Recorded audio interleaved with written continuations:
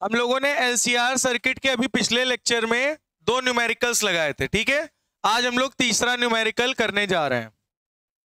चलिए निकालिए बेटा। एक बेटा ये रेजिस्टर है, ठीक है, इंडक्टर है और कैपेसिटर है, और इसको हमने कनेक्ट कर रखा है किससे? एसी सोर्स से। किससे कनेक्ट कर रखा है बेटा? ये 10 ओम है आर, ठीक है। एक्सेल आपको दे रखा है 20 ओम और आपको कैपेसिटेंस दे रखा है रिएक्टिव कैपेसिटेंस एक्सी 10 ओम, ठीक है। और तुमको ईएमएफ दे रखा है, यानी V is equal to 20√2 sine 100t plus 30 degree, 100t plus 30 degree. और फाइंड क्या क्या करना है बोल रहा है? Z phi, second I nought IRMS, I nought IRMS, third VRMS of R, VRMS of L, VRMS of C। ये सारी चीजें आपको फाइंड करनी है। चलिए आप लोग निकालेंगे, मैं निकालना चालू करूं। चलिए इसको कर लीजिए जल्दी से। आप Z phi I nought IRMS निकाल सकते हैं, तो इसको बेटा जल्दी से करिए। चलो अच्छा देखो सबसे पहले हमें निकालना क्या है? Z, और Z निकालना है। देखो हमें R भी दिया है, XL भी दिया है, XC भी पहले से ही दे रखा है, हमको XL XC अब की नहीं निकालना। तो पहला, अगर मैं Z निकालना है तो Z क्या होता है? अंडर रूट R का स्क्वायर प्लस क्या बड़ा है? XL, क्या छोटा है? XC। यानी कैसा सर्किट है? इंडक्टिव, है ना। यानी XL माइनस XC का होल स्क्वायर, यानी R कितना है? 10 का स्क्वायर यानी 100, plus XL minus XC 20 minus 10 यानी 10, 10 का स्क्वायर, सही है ना। यानी 100 का स्क्वायर प्लस 100 यानी कितना हो गया? 200। यानी इसको क्या लिख सकते हो? 10√2। Z कितना आ गया? नहीं है समझ में भाई? इसको 2 इंटू 10 लिख सकते हो, 10 का स्क्वायर होगा, 10 का स्क्वायर बाहर आ जाएगा, 10 हो जाएगा, अंडर रूट 2 बचा, ठीक है। तो Z निकाला है। अब क्या निकालना है बेटा? फाई। बताओ tan फाई निकालने का क्या तरीका होता है? Very good, XL minus XC upon R। XL कितना है? 20 माइनस 10 यानी 10 अपॉन R 10, 10 से 10 कैंसिल, कितना आ गया? 1। और tan एक किसकी वैल्यू होती है? tan में 45 डिग्री, यानी फाई कितना आ गया? 45 डिग्री। बोलो समझ में आया? मतलब इंडक्टिव सर्किट है, मतलब पोटेंशियल 45 डिग्री से लीड कर रहा होगा, है ना, और करंट 45 डिग्री से लैग कर रहा होगा। नहीं समझ में आया? आया ये? कंफर्म? नोट कर लो जल्दी से। फिर हम लोग आते हैं सेकंड क्वेश्चन पे। सेकंड क्वेश्चन क्या है? I नॉट निकालना है, IRMS निकालना है। क्या निकालना है बेटा? Very good. I नॉट कैसे निकलेगा? V naught upon Z। निकाल लो। I naught is equal to V naught upon Z। V naught कितना है? 20√2। देख सकते हो V is equal to V naught sine omega T, है ना। और Z कितना है? 10√2। √2 से √2 कैंसिल, 0 से 0 कैंसिल, I नॉट कितना आ गया? 2 एम्पियर। खत्म। I नॉट कितना आ गया? 2 एम्पियर। नोट कर लो बेटा जल्दी से। क्या हुआ? अब आपको IRMS निकालना है। IRMS इज इक्वल टू क्या होता है? VRMS into Z। अभी हम निकाल के दिखा रहे हैं, आप इसको करो। कर लिया?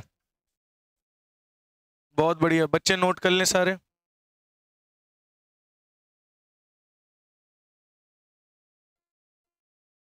नोट हो गया बेटा?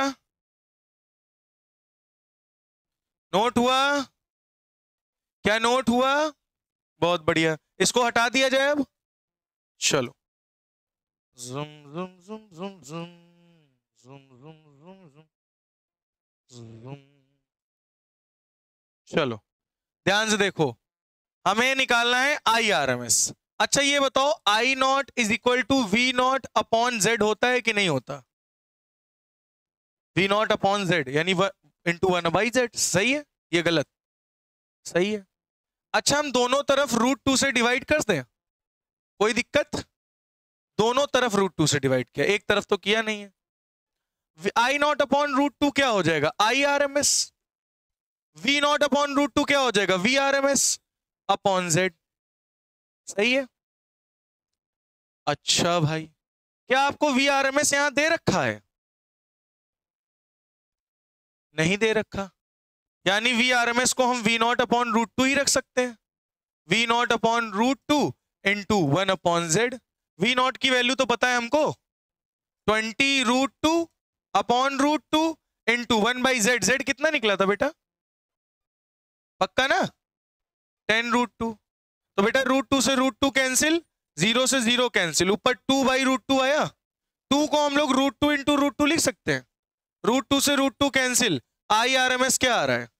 1.414 एम्पियर, रूट टू की वैल्यू। बोलो कितने बच्चों को आया? ये आया? कंफर्म? भाई रूट टू से दोनों तरफ मल्टीप्लाई कर दिया, ये आप डिवाइड कर दिया, बन गया I R M S. V R M S नहीं पता था, V naught by root two. V naught तो पता है हमको, क्यों? चलो नोट कर लो जल्दी से। हाँ वी आर एम एस भी निकल आएगा। तो हमारे दो क्वेश्चन हो गए सॉल्व, यानी पहला और दूसरा हो गया। आई नॉट भी निकल आया, आई आर एम एस कितना निकला?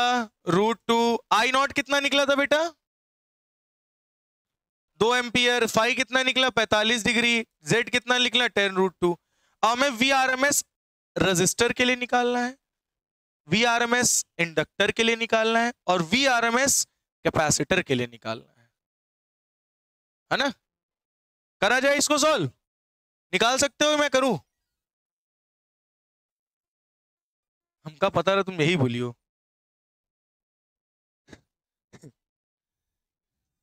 क्या गा रहा? अच्छा ये बताओ, पोटेंशियल का फॉर्मूला कितने बच्चों ने पढ़ रखा है?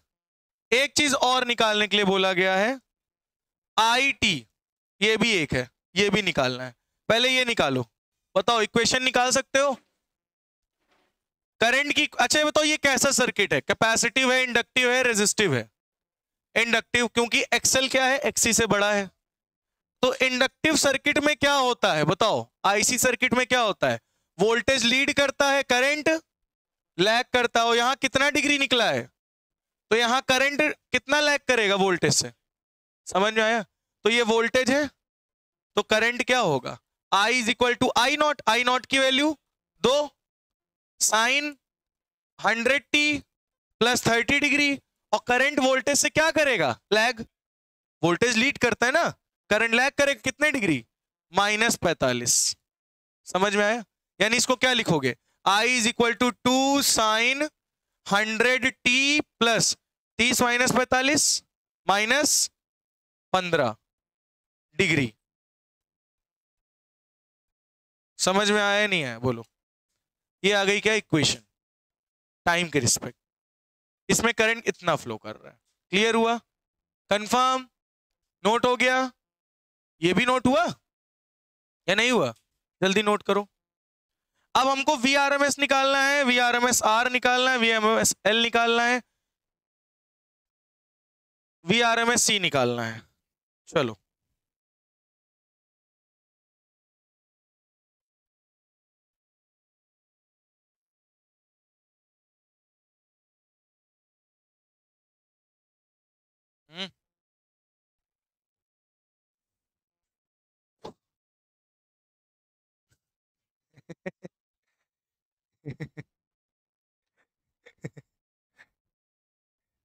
हो गया?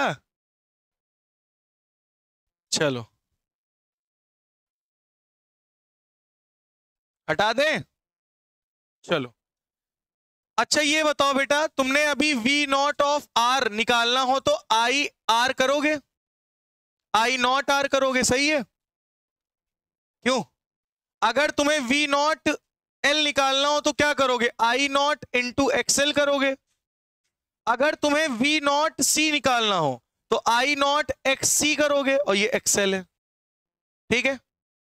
लेकिन तुमको पीक वैल्यू तो निकालनी नहीं, क्या निकालना है, RMS वैल्यू। क्या निकालना है?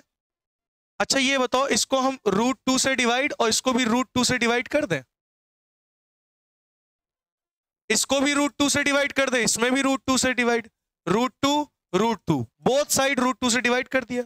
ये क्या बन गया, VRMS ऑफ R, यही तो कहलाएगा V naught upon √2 of R, सही बात है। I नॉट बाई √2 क्या कहलाएगा, IRMS, क्या कहलाएगा, IRMS। और तुमको दिख रहा है सीरीज में है, सीरीज में IRMS क्या रहता है, सेम। करंट क्या रहता है, सर्किट में करंट क्या रहता है, सेम रहता है। क्या रहता है, सेम रहता है। तो बताओ IRMS क्या निकला है, √2। तो ये क्या हो गया, IRMSR, ये क्या हो जाएगा, VRMS of L is equal to IRMS of XL। ये क्या हो जाएगा, VRMS ऑफ C, ये क्या हो जाएगा, IRMS इंटू XC। सही है या नहीं? यहां IRMS की वैल्यू क्या होगी, √2, और R की वैल्यू क्या है, 10, यानी 10√2। सही है, बोलो बेटा। यहां पे IRMS की वैल्यू √2, XL की वैल्यू क्या है, 20 √2। यहां पे IRMS की वैल्यू क्या है, √2, XC की वैल्यू क्या है, 10। देखो ये VRMS कैपेसिटर का निकल आया, ये VRMS इंडक्टर का निकल आया, ये VRMS रेजिस्टर का निकल आया, और यही तीनों मुझे निकालने को बोला गया था। समझ में आ गई बात? नोट कर लीजिए जल्दी से।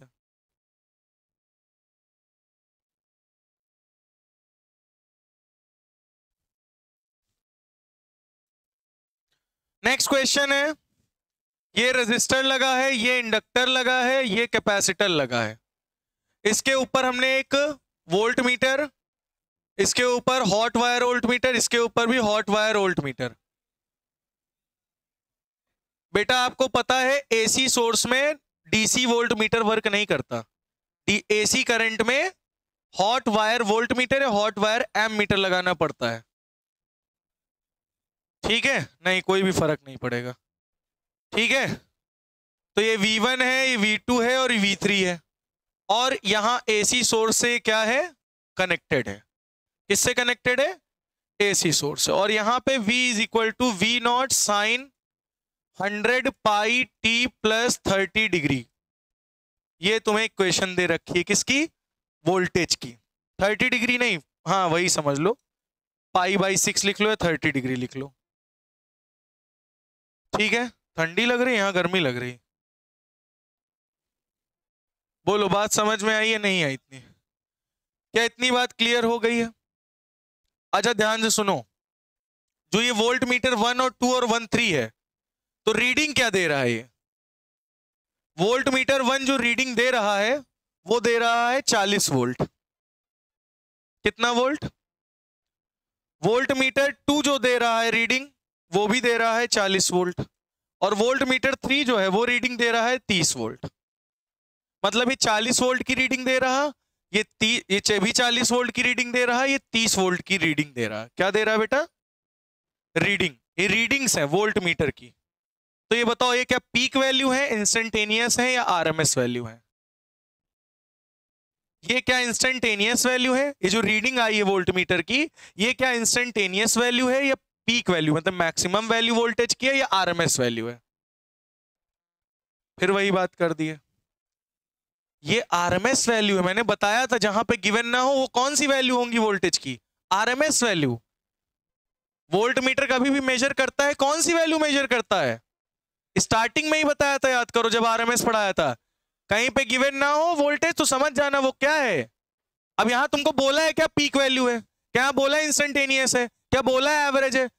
नहीं बोला, नहीं बोला तो तुम सीधे इसको क्या मानोगे, आरएमएस वोल्टेज है। तो ये वी आरएमएस ऑफ आर है, वी आरएमएस ऑफ एल है, वी आरएमएस ऑफ सी दे रखा है। निकालना क्या है? फाइंड, ट्राई आप लोग करोगे इसको, ठीक है। आई नॉट निकालना है, आई आर एम एस निकालना है, ठीक है। आई टी निकालना है, with respect to time equation बनानी है, पहला। दूसरा वी नॉट निकालना है, तीसरा एल एंड सी निकालना है। चलो सभी बच्चे क्वेश्चन को फाइंड करिए, निकालना चाहिए, जितने भी फाइंड आउट कर सकते हो उतना निकालो। चलो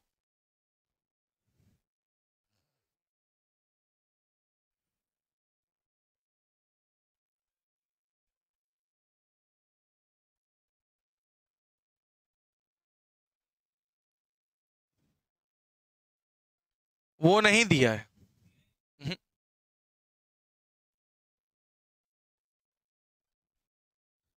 एल और सी तुमको, ये एल है ये सी है, आर तुमको दे रखा है 4 ओम, एल और सी तुम्हें निकालना है। आर दिया है, एल और सी नहीं दिया, एल और सी निकालना है। हाँ, hot wire ammeter voltmeter है। चलो करो जल्दी से।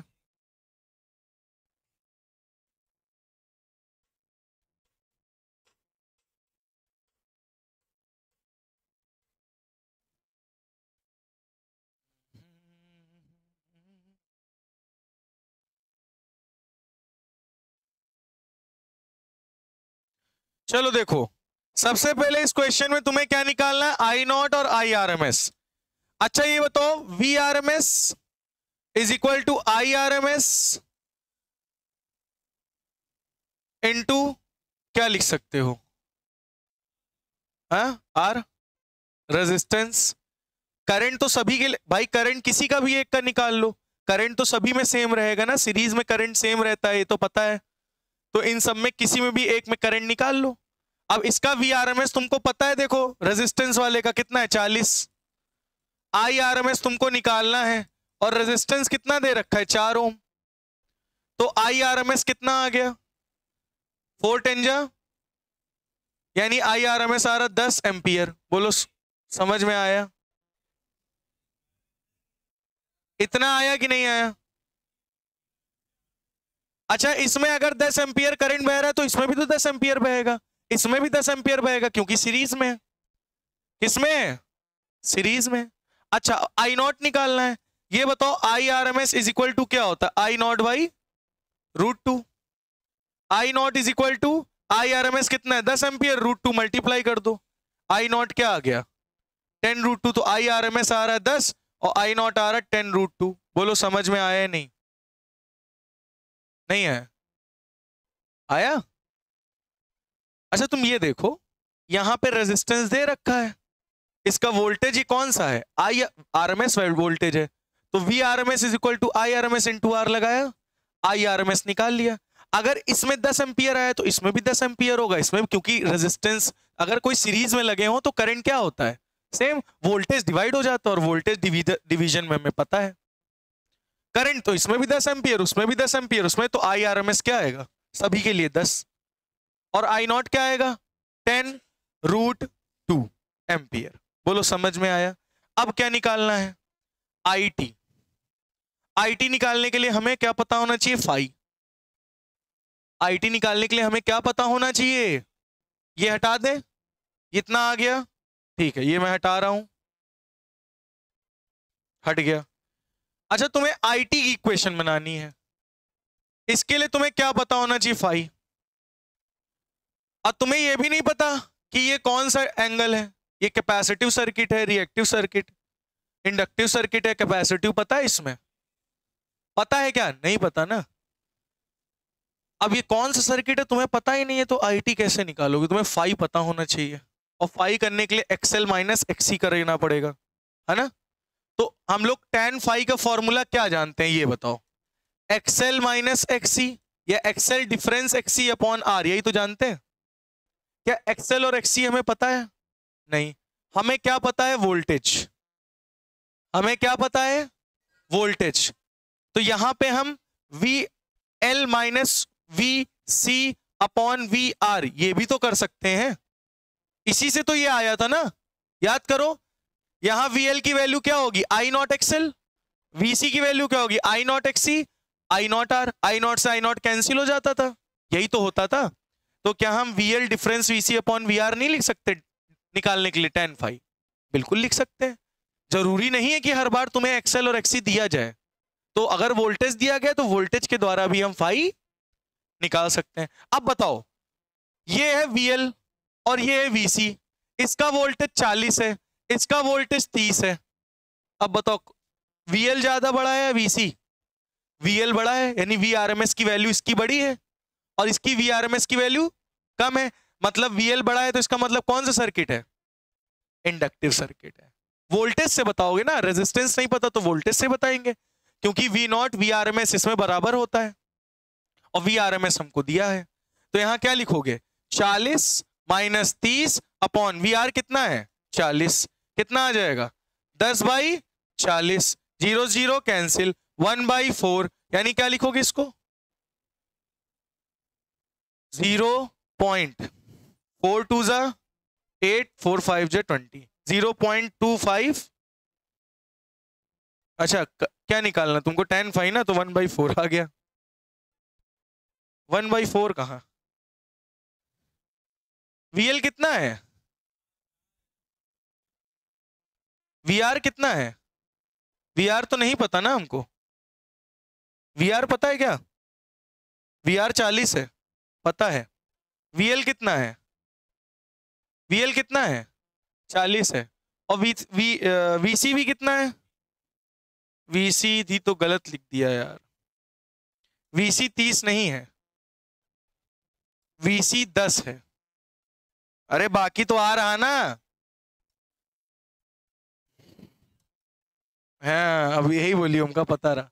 V3 कितना है 10 है, यानी VC 10 है, तो क्या लिखोगे 40 माइनस 10, तो कितना आएगा बेटा,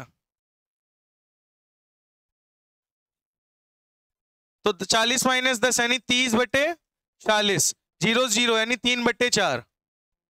याद करो 3/4 कौन सा था, 3 4 37 डिग्री, कौन सा डिग्री था, 3 के सामने वाला 37, 4 के सामने वाला 53, तो 3 के सामने वाला 37 है ना, 3/4 परपेंडिकुलर अपॉन बेस, यानी फाई कितना आ गया, फाई आ गया 37 डिग्री। बोलो कितना आ गया, अब फेस पता चल गया ना। और ये कौन सा सर्किट है, इंडक्टिव। इंडक्टिव में वोल्टेज लीड करता है, करंट लैग करता है। करंट कितने डिग्री लैग कर रहा है 37 डिग्री। तो यहां क्या लिखोगे I नॉट, I नॉट कितना निकला है 10√2, साइन कितना है 100 pi t plus 30 degree minus 37 degree. देखो -37 क्यों लिखा, वोल्टेज से, वोल्टेज के फेज से करंट का फेज 37 डिग्री लैग करेगा, वोल्टेज लीड करेगा, करंट क्या करेगा, लैग करेगा, क्योंकि ये कौन सा सर्किट है, इंडक्टिव। तो यहां क्या आएगा, IT की इक्वेशन क्या आएगी 10√2 साइन 100 पाई t प्लस का है -7 डिग्री, ये आएगी करंट की इक्वेशन। समझ में आ गया, क्लियर हो गया इतना या नहीं, बोलो आया, नोट कर लो। अब इसके बाद तुम्हें V not L and C निकालना है। क्या निकालना है, V not L and C। चलिए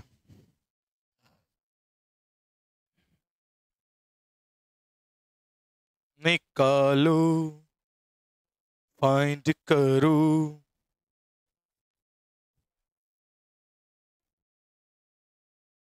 चलो तो हमको अब नेक्स्ट क्या निकालना है बेटा, V नॉट। क्या निकालना है बेटा, हाँ V नॉट। चलो इसको हटाया जाए, ये इक्वेशन आपकी आ गई है, टच कर गया, हाँ हमको निकालना है V नॉट। अच्छा V नॉट निकालने के लिए हमें VRMS टोटल पूरे सर्किट का पता होना चाहिए, जो कि हम पता कर सकते हैं, नहीं कर सकते, कर सकते हैं। कैसे, देखो जरा, VRMS इज इक्वल टू √, तुम्हें सारी वैल्यूज दे रखी हैं। क्या होता है फॉर्मूला, बाई रेजिस्टेंस का कितना है, VR का square plus V L minus V C का होल स्क्वायर, यही तो होता है ना बेटा, क्यों, यही होता है ना।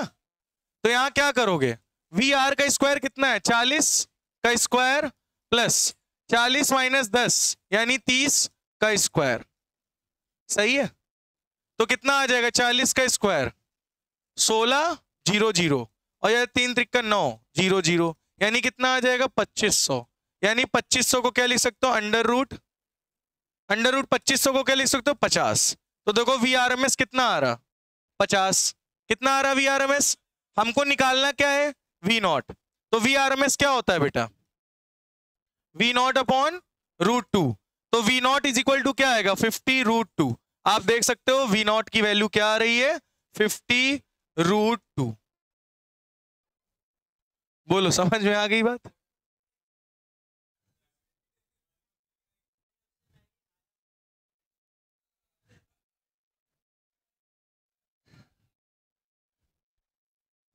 बाइक में सबसे तेज निंजा स्टूअर 80 लाख हो गया।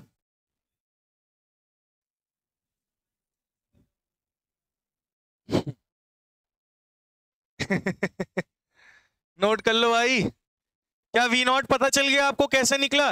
ये जितने वोल्टेज से सब वी आर एम एस थे, वी आर एम एस सबको जोड़ लिया, वी आर एम एस निकाल लिया total. V R M S is equal to V naught upon root 2, V naught is equal to root 50 root 2। Clear हो गया। अब क्या निकालना है बेटा लास्ट एल एंड सी, है ना, इसको हटा दिया जाए। अब हमें एल और सी निकालना है। बोलो एल और सी कैसे निकाला जाए। अब चलिए इसको हटाएं, इसको हटाएं तो बताएं। चलो अच्छा ये बताओ V R M S of L, L का वी आर एम एस दिया है इज इक्वल टू क्या होगा I R M S into X L, यही होता है नहीं होता। V R M S L का कितना है 40 रख दो, ठीक है। आई आर एम एस कितना है 10 रख दो। एक्सएल को क्या लिख सकते हो ओमेगा इंटू एल, सही है, बोलो बेटा सही है। तो 40 इज इक्वल टू 10, ओमेगा क्या होगा बोलो v is equal to V naught sine omega 100 pi into T. तो क्या रखोगे ओमेगा 100 पाई इंटू एल, बोलो सही है। अच्छा ये बताओ एल इज इक्वल टू क्या आएगा 40 अपॉन 10 इंटू 100 पाई, 0 0 क्या हो गया कैंसिल हो गया, 2 2 जा 4 2 5 जा 10 2 1 जा 2 यानी कितना आ गया 1/25 पाई, ये आपका आ गया इंडक्टेंस। बोलो समझ में आ गया, क्लियर हो गया 1/25 हेनरी। अब क्या निकालना है एक्सी, सी निकालना है। अब सी निकालने के लिए क्या करोगे V R M S of C is equal to I R M S into X C, बोलो सही है। V R M S C का कितना है 10, आई आर एम एस कितना है 10, एक्स सी को क्या लिख सकते हो 1 अपॉन ओमेगा, बोलो सही है। 10 से 10 क्या हो गया सी को उधर भेज दो तो 1 अपॉन ओमेगा आया, ओमेगा की वैल्यू 100 पाई है माइक्रोफेराड, ये सी निकल आया। बोलो समझ में आया नहीं, माइक्रोफेराड क्यों फेराड।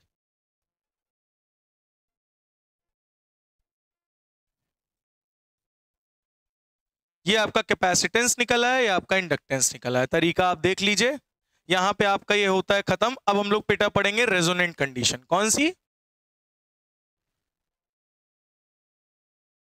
अब बेटा अपना जो नेक्स्ट टॉपिक है वो है रेजोनेंस। कौन सा सर्किट है resonance in LCR, resonance, resonance in LCR circuit.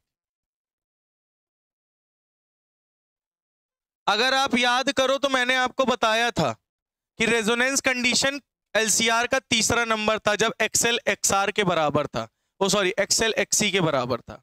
किसके बेटा एक्सएल एक्सी के बराबर था, वही कंडीशन क्या होती थी एलसीआर। तो एक बार मैं आपको सारी कंडीशंस फिर से बताता हूं। हमारे पास था इंडक्टर, हमारे पास था रेजिस्टर, हमारे पास था कैपेसिटर। इसको हमने किससे कनेक्ट कर रखा है किससे कनेक्ट कर रखा है? एसी सोर्स से। किससे कनेक्ट किया है बेटा? एसी सोर्स से। केस नंबर 1 में हम लोगों ने क्या पढ़ा था बेटा? ध्यान से सुन लो, मैं फिर से रिपीट कर रहा हूं एलसीआर। अब इसको रख दो। एलसीआर पहला केस क्या था कि अगर एक्सएल ग्रेटर होता था एक्सी से, यानी वीएल ग्रेटर होता था वीसी से, तब वो सर्किट किसकी तरह बिहेव करता था? वो सर्किट बिहेव करता था इंडक्टिव सर्किट की तरह। मतलब पूरा एलसीआर सर्किट किसकी तरह बिहेव करता था? जहां पर वोल्टेज लीड करता था, करंट लैग करता था बाई 5 डिग्री से। याद आ रहा है? याद आ रहा है? केस नंबर 2 में हम लोगों ने क्या पढ़ा था? ये केस नंबर 1 था। जब एक्सी ग्रेटर होगा एक्सएल से या फिर वीसी ग्रेटर होगा वीएल से, तो वो सर्किट किसकी तरह बिहेव कर रहा था? कैपेसिटिव सर्किट की तरह बिहेव कर रहा था, जिसमें वोल्टेज लैग करता है, करंट लीड करता था कितने डिग्री से? बाई 5 डिग्री से। कितने डिग्री से? 5 एंगल से। बात समझ में आ रही इतनी बात या नहीं? एक हम लोग ने तीसरी कंडीशन पढ़ी थी, केस नंबर 3। याद आ रहा है? नहीं। जब एक्सी बराबर था एक्सएल के, जब एक्सी एक्सएल के या वीसी वीएल के बराबर था, तब उस समय एलसीआर सर्किट बिहेव कर रहा था प्योरली रेजिस्टिव सर्किट की तरह। किसकी तरह बिहेव कर रहा था? प्योरली रेजिस्टिव सर्किट की तरह, जहां पर वोल्टेज और करंट सेम फेज में थे। क्या थे बेटा? वोल्टेज और करंट क्या थे? सेम फेज में थे। मतलब इनके बीच में कोई भी फेज डिफरेंस नहीं था। याद आ रहा है आपको? इसी कंडीशन को कहते हैं resonance condition of in LCR circuit. Case number 3 को ही कहते हैं रेजोनेंस कंडीशन। और इस रेजोनेंस कंडीशन में क्या होता है? Z यानी रेजिस्टेंस मिनिमम हो जाता है, करंट मैक्सिमम हो जाता है, पावर मैक्सिमम हो जाती है। समझ रहे हो क्या क्या मैक्सिमम? और करंट और वोल्टेज सेम फेज में आ जाते हैं। तो रेजोनेंट कंडीशन कैसी कंडीशन है? रेजोनेंस एक ऐसी कंडीशन है जिसमें करंट इंपीडेंस मिनिमम हो जाता है, रेजिस्टेंस मिनिमम हो जाता है, करंट मैक्सिमम हो जाता है। पूरे सर्किट में सबसे मैक्सिमम करंट कब मिलेगा? रेजोनेंस कंडीशन में। सबसे मिनिमम रेजिस्टेंस कब मिलेगा? रेजोनेंस कंडीशन में। पावर मैक्सिमम कब मिलेगी? रेजोनेंस कंडीशन में। समझ में आ रही बात? करंट और वोल्टेज सेम फेज में कब मिलेंगे एलसीआर सर्किट में? रेजोनेंस कंडीशन में। बात समझ में आ रही मैं क्या कह रहा हूं? रेजोनेंस कंडीशन एलसीआर सर्किट की एक ऐसी कंडीशन है जिस कंडीशन पे एलसीआर सर्किट का रेजिस्टेंस सबसे मिनिमम होता है, एलसीआर सर्किट का करंट एकदम मैक्सिमम होता है, एलसीआर सर्किट में पावर मैक्सिमम कंजप्शन होता है, और एलसीआर सर्किट में करंट और वोल्टेज सेम फेज में होते हैं। किस कंडीशन पे? रेजोनेंस कंडीशन पे। कुछ समझ में आया?